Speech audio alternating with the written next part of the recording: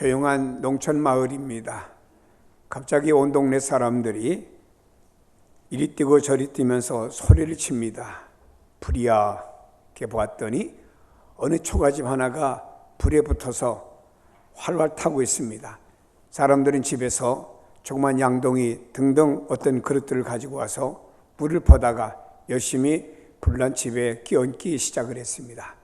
그런데 이 불은 집을 태우면서 옆에 있는 외양간, 그래서 소우리도 태우고 그 옆에 있는 닭장까지 다 태우게 되었습니다. 불이 다 이제 소진된 다음에 주인과 함께 동네 사람들이 불 타고 난 다음에 무엇을 건질 수 있는가를 이것저것 살피는 가운데 닭장을 가보았더니 그 닭장에는 닭 한 마리가 불에 끄슬려 가지고 거기에 있습니다. 그래서 막대기로 툭 쳤더니 그 닭 아래, 날개 아래서 병아리들이 삐약삐약 하면서 나오게 되었습니다. 이 내용인즉슨 불이 나고 화기가 이렇게 점점 가까이 오니까 이 병아리들은 엄마의 그 날개 아래로 다 들어가게 된 것이고, 엄마는 그 병아리를 품고 그 자리에서 죽고 말았습니다. 이것이 바로 하나의 그 모성애를 가지고 자기 새끼를 보호한 하나의 짐승, 즉 우리가 이 땅에서 닭이지만 참 그의 모성애가 얼마나 크냐라고 하는 것을 알 수가 있습니다. 자기 날개로 그 병아리를 보호한 것이죠. 시편 57편 1절에 이렇게 고백합니다. 하나님이여 내게 은혜를 베푸소서, 내게 은혜를 베푸소서. 내 영혼이 주께로 피하되 주의 날개 그늘 아래서 이 재앙들이 지나가기까지 피하리이다 라고 말씀했습니다. 하나님께서는 때때로 당신의 백성들을 보호하는데 여러 가지 비유법을 써서 우리에게 말씀하고 있습니다. 바로 부모가 자녀를 보호함과 같이, 또 하나님께서는 눈의 눈동자와 같이, 하나님께서는 오늘 본문에 보니까 주의 날개 그늘 아래서 너희를 보호한다. 어떤 또 이 날개 아래서 너희를 돌보아 준다. 안식을 얻게 만들어준다 라고 말씀하고 있습니다. 다윗은 이 말씀을 기록하면서 지난날에도 현재도 미래도 주님의 날개로 우리를 보호해 주시고 주님의 인자하심으로 살펴주신다고 시편에 노래하고 있는 것을 들어볼 수가 있습니다. 찰스 스펄전이라는 목사는 이렇게 말했습니다. 주님께서 나의 모든 것 되신다는 사실이 제 영혼을 환희로 벅차게 만들고 기쁘게 합니다. 저는 주님이 주시는 능력 이외에 다른 모든 능력을 다 빼앗긴다라고 해도 행복합니다. 나를 떠나서는 너희가 아무것도 할 수 없다고 하는 말씀을 생각하면 주님이 주신 행복 때문에 저절로 웃음이 나옵니다라고 스펄전은 고백하고 있습니다. 새들은 둥지에서 어미 보호를 받을 때 행복할 수가 있어요.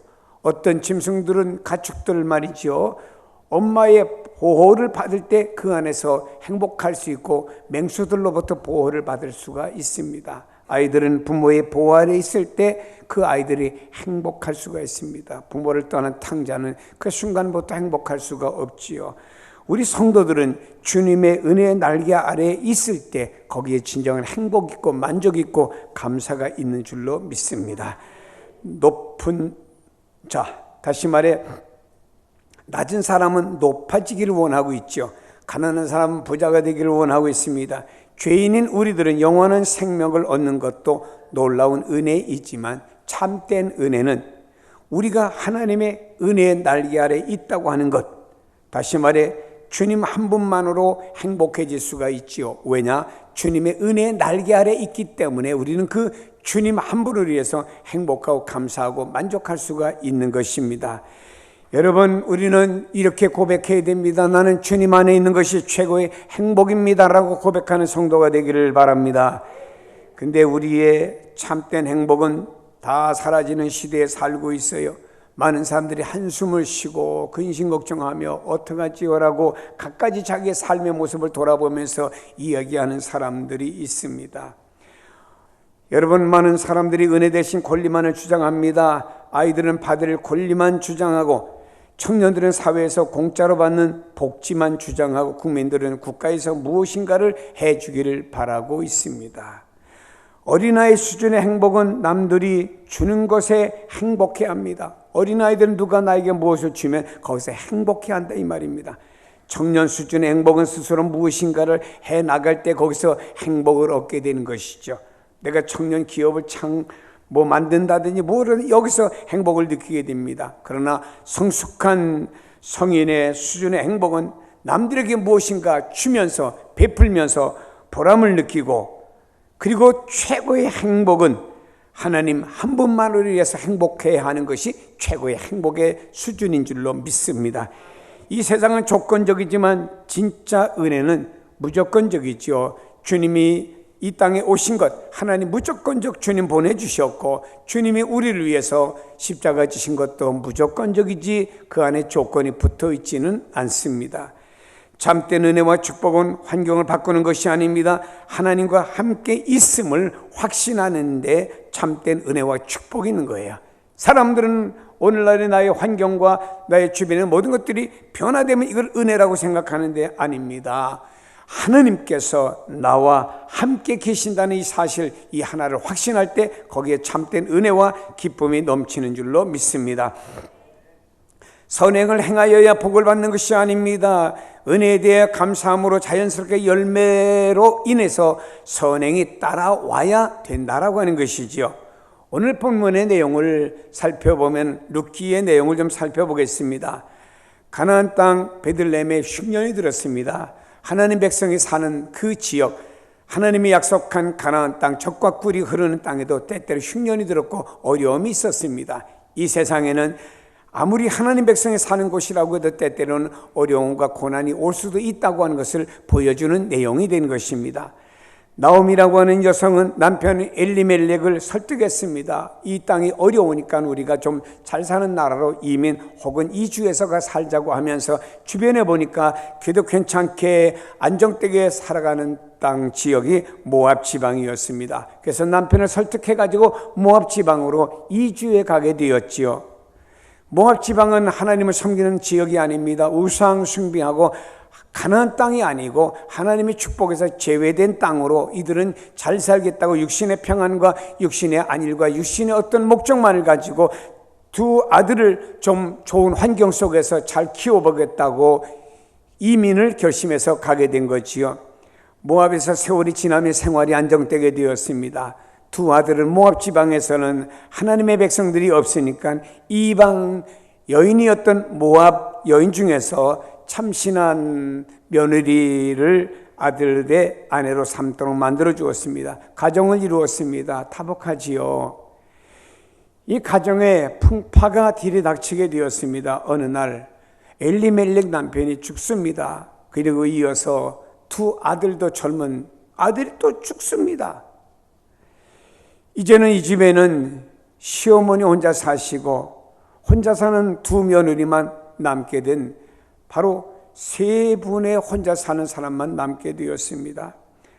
나오미는 하나님의 언약의 땅인 베들레헴을 버리고 이방 땅 모압 땅으로 간 자신의 불신앙, 육신의 생각만 했지 내가 영적인 것을 생각지 못했다는 사실을 깨닫고 두 며느리를 불러 모아놓고 너희들은 모압 여성들 아니냐?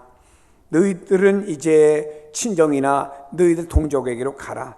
나는 내 고향 땅인 베들레헴으로 돌아갈 것이다 라고 말했습니다. 그랬더니 두 며느리가 아니라고 말했죠. 그래서 시어머니가 간곡히 부탁을 했습니다. 그래서 큰 며느리는 자기 동족 있고 친정집인 쪽으로 돌아갔습니다. 둘째 며느리 룻은 시어머니에게 나는 시어머니를 떠날 수 없습니다. 시어머니 가는 곳에 나는 꼭 같이 가겠습니다. 베들레헴 시어머니 고향 땅임 나도 그곳으로 함께 가도록 하겠습니다 하면서 간청해서 베들레헴으로 여기 있는 나오미가 돌아올 때 룻이라고 하는 모압 여자와 함께 며느리와 함께 돌아오게 되었습니다. 막상 베들레헴으로 돌아와 보지만 고향 땅으로 돌아왔지만 그를 누가 반겨줍니까? 집을 준비해놓고 일용할 양식을 준비해주는 누가 있었습니까? 아니지요. 생계가 막막했습니다. 하루하루가 아니고 한 끼 한 끼를 어떻게 먹고 살아가야 될지 막막했습니다. 이때 룻이라고 하는 여성은요, 시어머니를 봉양하기 위해서 남의 집 밭에 가서 이삭을 주워다가 한 끼 한 끼 시어머니를 봉양하며 살아가게 되었습니다. 이렇게 살아가는 과정 속에 오늘의 본문의 말씀은 이 이삭을 줍는 그 밭의 지주, 땅의 주인인 보아스와 그리고 룻과 만나서 대화하는 장면이 소개됩니다. 10절에 보니까 이렇게 말하네요. 나는 이방 여인이거늘 당신이 어찌하여 내게 은혜를 베푸시어 나를 돌아보시나이까라고 말했습니다. 여러분, 룻이 모압 땅에 살 때는 상관이 없습니다. 이제 베들레헴의 시어머니를 따라 옴으로 말미암아 이곳에서는 여기 있는 룻은 이방 여인 취급을 받을 수밖에 없게 되었습니다. 전통적으로 보면 히브리인 유대인들은 이방인들을 천하게 여겼습니다. 그래서 이방인들과 결혼하지도 않습니다. 이방인 집에 가서 먹고 마시지도 않았습니다.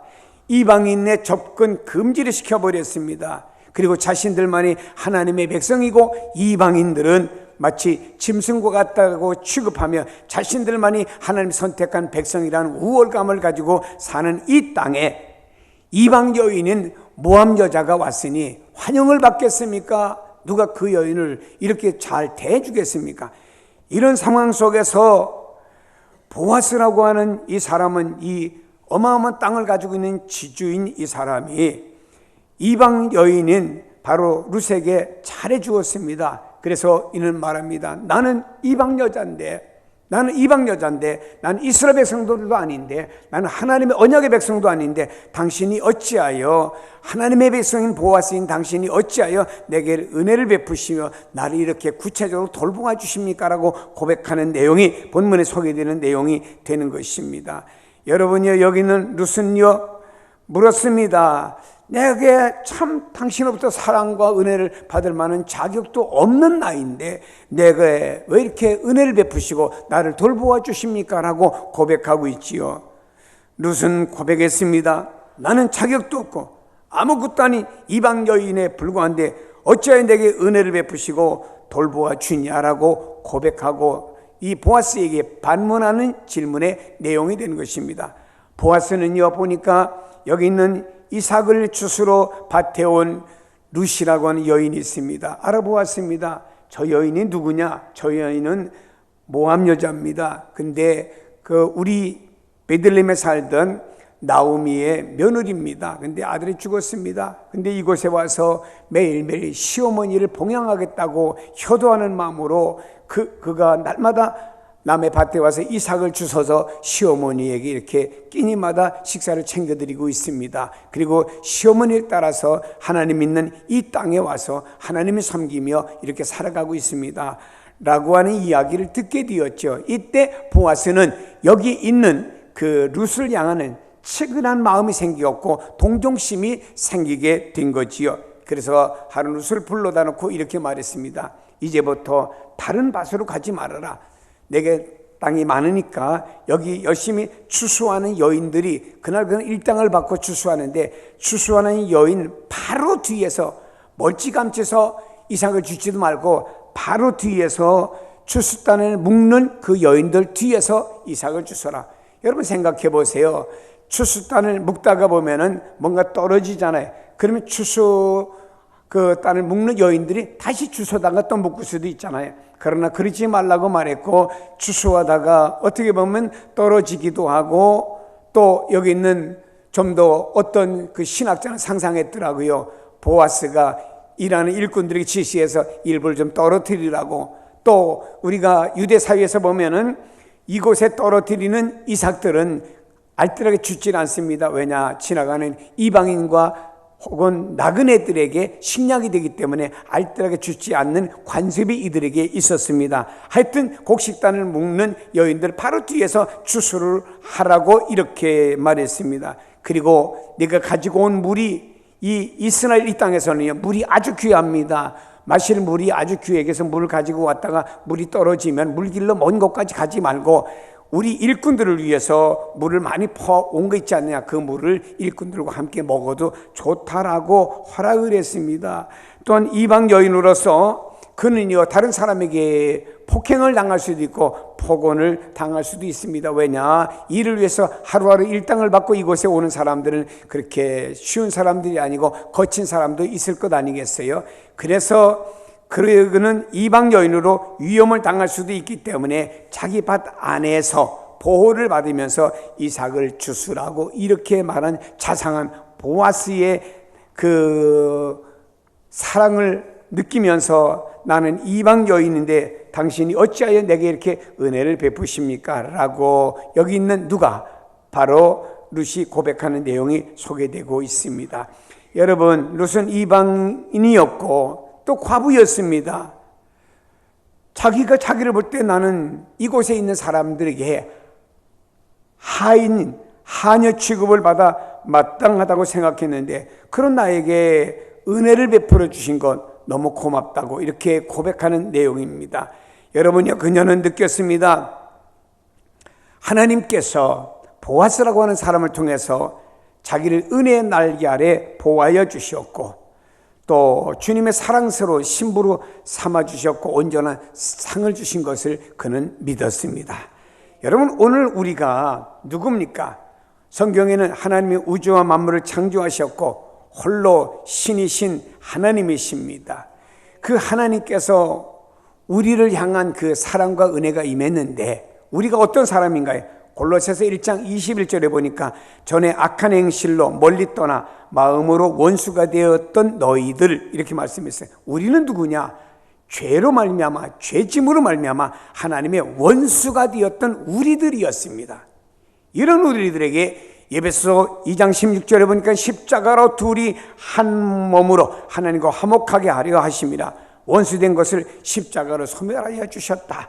다시 말해 하나님께서 말입니다. 하나님과 원수된 우리를 위해서 예수 그리스도를 이 땅에 보내주셨고 그분이 십자가를 지심으로 말미암아 십자가가 하나의 다리 브릿지가 돼가지고 그를 통해서 하나님 앞에 나갈 수 있는 길을 하나님이 우리에게 허락하여 주셨고 그리고 말입니다. 우리로 하여금 하나님을 아버지라고 볼 수 있는 특권과 은혜를 부어주신 줄로 믿습니다. 그리고 우리에게 말입니다. 오히려 하나님께서는 당신의 은혜의 날개 아래 이렇게 품어주신 거예요. 어미닭이 자기 병아리 날개 아래 모아 품어주셨듯이 우리를 하나님의 은혜의 날개 아래 품어주신 겁니다. 여러분 눈으로는 안 보일는지 모르지만 하나님의 은혜의 날개는 오늘 구체적으로 여러분 가운데 함께하여 주시는 줄로 믿습니다. 이스라엘 백성을 보세요. 애굽을 나왔을 때 장정만 60만이지만 남녀노소 합치면 약 200만 되는 사람들입니다. 이들이 광야에서 먹고 마시고 시원한 그늘 등등 생활에 필요한 것을 공급받아야 되잖아요. 그런데 이들은 이것을 인위적으로는 공급받을 길이 없습니다. 그런데 하나님께서 그들에게 하나님이 은혜의 날개로 쫙 보호하여 주심으로 말미암아 40년 동안 굶주리지 않고 목마르지 않고 춥지 않고 덥지 않고 옷이 휘어지지 않고 대적으로부터 멸망당하지 않고 하나님의 보호 속에 이스라엘 백성들이 물론 대는 바뀌었지만 가나안 땅으로 입성하는 축복을 주신 줄로 믿습니다.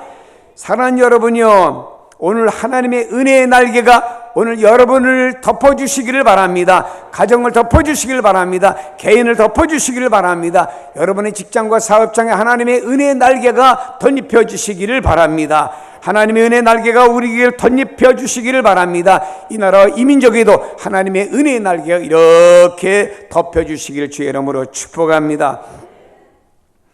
그러면 룻이 은혜의 날개 아래서 받은 은총이 뭐냐 이 말이죠. 좀 구체적으로 룻이 어떤 은총을 받게 되었습니까? 먼저 육신의 필요를 채움받게 되었습니다.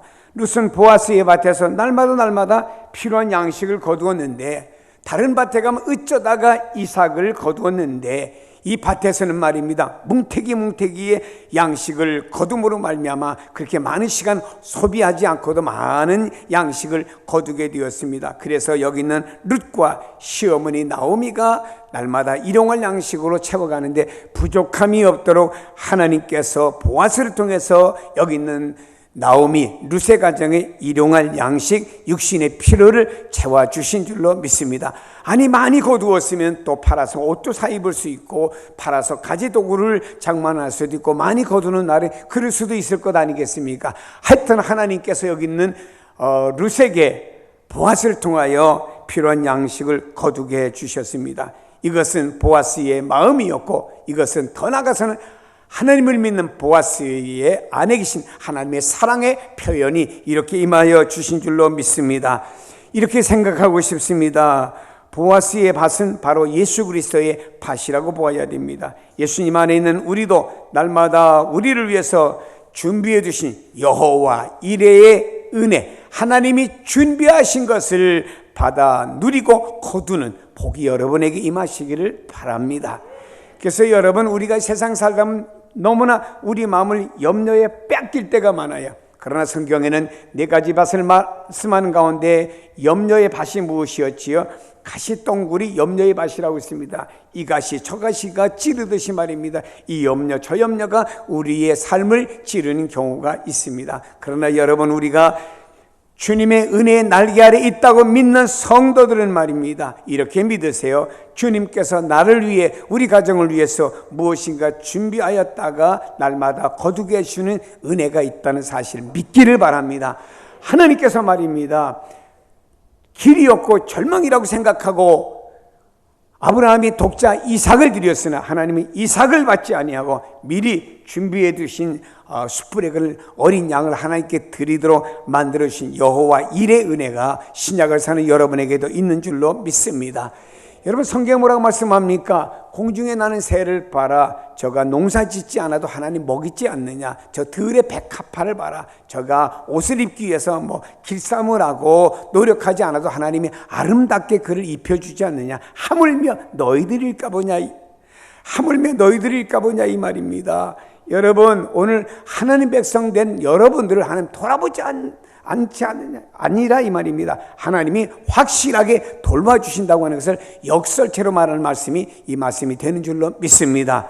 고린도후서 9장 10절에 말씀합니다. 심는 자에게 먹을 양식을 주시는 이가 너희 심을 것을 주사 풍성하게 하시고 너희 의의 열매를 더하게 하시리니 라고 말씀합니다. 하나님께서 오늘 우리에게 말입니다, 심는데 풍성하도록 은혜를 베풀어 주신다라고 약속을 했습니다. 여러분, 우리는 늘 믿읍시다. 나는 주님의 은혜의 날개 아래 있습니다. 나는 주님의 보호와 인도하심 속에 있습니다. 이런 믿음을 가지고 하루하루를 살아가는 성도 되시기를 바랍니다. 주기도문에 주님 말씀하셨어요. 우리에게 일용할 양식이 없을 때는 하나님께 기도해라. 일용할 양식을 주옵시고라고 이렇게 기도하라고 말씀했습니다. 육신에 필요한 것이 있으면 하나님 앞에 하나님 이것이 필요해요 라고 기도하면 그 다음에 하나님의 은혜의 날개 아래 있는 우리들이기 때문에 하나님께서 준비해 준 것을 필요를 따라서 우리에게 채워주시는 줄로 믿습니다. 다음에 여기는 룻을 볼 때 영적인 필요를 채워주셨습니다. 이 룻이라고 하는 여인은 그모스라고 하는 우상을 섬기는 이방 문화에 있던 여인이었습니다. 그를 건져주셨고 하나님이 참 하나님을 섬길 수 있는 기회를 허락해 주신 거예요. 모압 땅에서 그가 신앙의 가문으로 시집을 오게 된 거지요. 여러분, 그가 왔던 그 가정은 바로 나오미 그리고 두 아들 베들레헴에서 이주해 왔기 때문에 그들은 믿음의 가문이었습니다. 믿음의 가문으로 결혼하여 오게 되었습니다. 이것도 하나님의 축복이고 은혜지요. 그리고 시어머니가 베들레헴으로 다시 돌아올 때 그는 고향 또 토속신앙 친구들이 있는 것을 다 뒤로 버리고 믿음의 땅 가나안 땅 그리고 축복의 땅으로 시어머니가 돌아갈 때 삶은 막막했지요. 그러나 생소한 베들레헴으로 온 것도 쉬운 일은 아니었습니다만 결단하고 오게 된 것입니다. 여러분, 시어머니가 룻에게 너는 내 동족에게로 돌아가라고 말할 때 룻이 뭐라고 말했습니까? 어머니의 고향이 나의 고향입니다. 어머니가 믿는 하나님이 나의 하나님이십니다. 아마도 모압 땅에서 그 어머니로부터, 시어머니로부터 신앙에 대한 내용을 전수받은 것 같습니다. 어머니가 믿는 하나님, 나의 하나님이십니다. 어머니 가는 곳에 나도 어디든지 갈 것이고, 그것이 형통하든 불통하든 내가 막막한 어떤 삶이랄지 어머니 가는 곳에 나도 가겠습니다. 죽음 외에는 어머니와 나를 갈라놓을 수가 없습니다. 너무나 멋진 믿음의 여인이었습니다. 여러분, 그는 결국에 믿음의 가문에 결혼해서 믿음이 무엇인가를 알고 참 하나님을 만나게 되었고요. 또 영적인 땅, 하나님 축복하신 땅, 가나안 땅에 들어와서 살게 되었고요. 더 하나님을 깊이 만나며 하나님의 백성으로 은혜를 받게 된 줄로 믿습니다. 이것을 가리켜서 루세의 영적인 은혜, 영적인 것을 채워주신 줄로 믿습니다. 사람이 떡으로만 살 것이 아닙니다. 우리는 영적인 은혜가 있어야 진정 이 땅에 살아가고 그 안에 진정한 만족과 행복들이 있는 줄로 믿습니다. 여러분, 오늘 신약을 사는 우리는 어떤 사람들인가요? 우리가 이 땅에 살면서 몸도 건강해서 우리가 나이도 오래 그냥 살고, 전번에 TV 봤더니 어느 나라에서는 최고 장수한 사람이 166세인가 7세를 살았다고. 야, 대단하더라. 여러분, 그런가 하면 여러분들 부자 되어서 쓰고 싶은 행복감이 있습니까? 뭐 이런 것도 복이라고 하겠지요. 그러나 예배서 1장 3절에 말씀하기를 우리에게 진정한 복이 뭐냐? 신령한 복. 우리는 내 영혼이 잘됨과 같이 영혼에 대한 복. 너희는 먼저 그의 나라와 그의 의를 구하라. 영적인 복을 먼저 말씀하여 주신 줄로 믿습니다.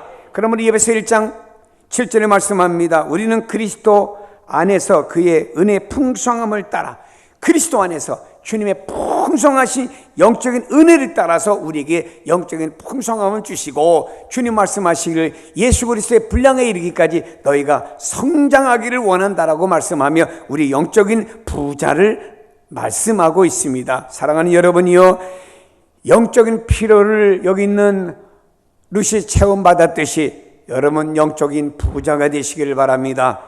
하나님께서 여러분을 보실 때 육체도 보시지만 그러나 여러분의 영혼을 보십니다. 주님께서 제자들이나 주님을 따랐던 사람들의 영혼을 보시고 뭐라고 말했습니까? 네 믿음이 크도다. 이스라엘 중에도 이만한 믿음을 만나보지 못했다.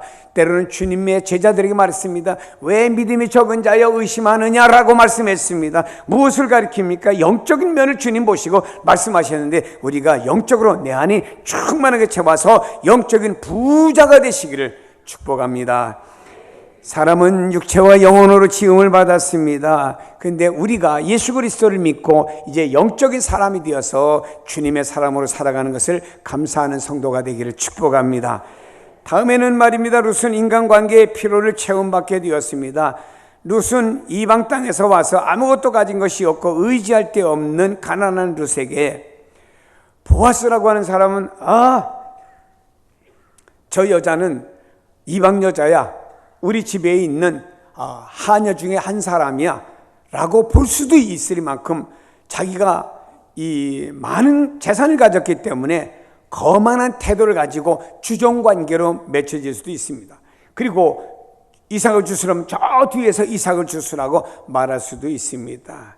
그러나 여기 있는 보아스는 룻이 참 시어머니 잘 공경한데 시어머니 따라서 이렇게 가나안 땅까지 왔대.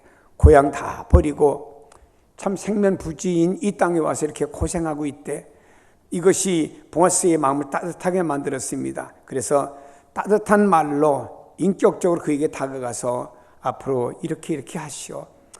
추수하는 사람 가까이서 이렇게 이삭도 죽고 여기 가지고 온 물도 마시고, 당신이 이렇게 우리 밭에서 다른 사람들에게 언어나 모든 폭행당하지 말고 잘 보호받으면서 이삭을 죽도록 하라고 따뜻하게 대해준 거예요.